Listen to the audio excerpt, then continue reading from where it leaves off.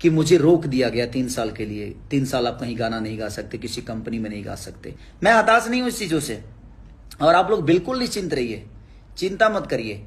मेरी जिंदगी किसी एक की नहीं है जिसे कोई खत्म कर देगा। और 5 करोड़ वाली बात बिल्कुल गलत है कि मुझे 5 करोड़ रुपए मिला है। तो जो भी भाई हमारे न्यूज बना रहे हैं, प्लीज आप इस बात को एक बार पढ़िए और देखिए।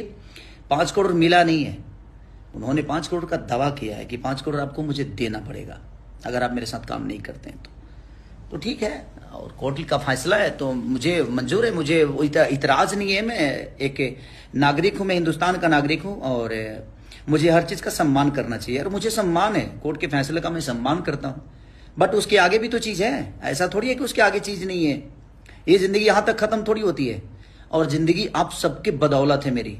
आप जिस दिन चाहेंगे उस दिन मैं खत्म हो पाऊंगा, शायद किसी एक के खत्म करने से ये जिंदगी खत्म नहीं हो सकती, क्योंकि आपने बनाया है, आपने मुझे हर उस मोड़ पे साथ दिया है मेरा।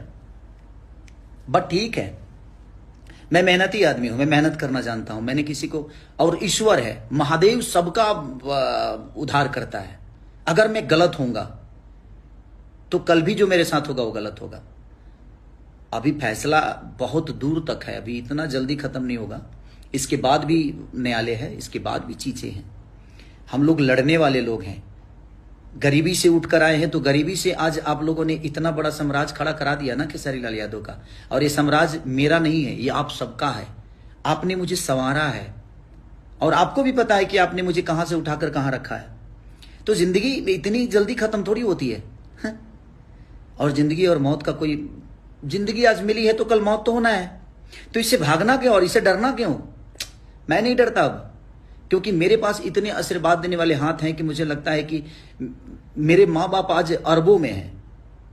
मेरे माँ बाप सिर्फ एक नहीं है, सिर्फ मंगरू यादव और मदोदरा देवी ही नहीं है। मेरे माँ बाप बिहार की वो सारी जनता है, यूपी की वो सारी जनता है, हिंदुस्तान में जहां जहां लोग मुझे प्यार करते हैं, आशीर्वाद देते हैं, सब लोग वो मेरे माँ बाप की तरह है, जिन्होंने मुझे संवारा है। और ठीक है, मेहनती आदमी, सच्चे आदमी को कष्ट होती है, नहीं तो राम को वनवास नहीं होता। वो सच्चे थे, राम बन गए तो बन गए। अगर वो जंगल नहीं गए होते ना तो मर्यादा पुरुषोत्तम श्री राम नहीं कहलाते। तो जिंदगी में जब आपको कष्ट होना तो समझिए कि एक नई उड़ान भरने वाले हैं आप, उससे हताश मत होइए। और मैं हताश नहीं हूं इस बात से कि मुझे रोक दिया गया 3 साल के लिए, 3 साल आप कहीं गाना नहीं गा सकते, किसी कंपनी में नहीं गा सकते। वो तो बाद की चीज है, वो तो आज का फैसला है, कल कुछ अलग होगा, कल कुछ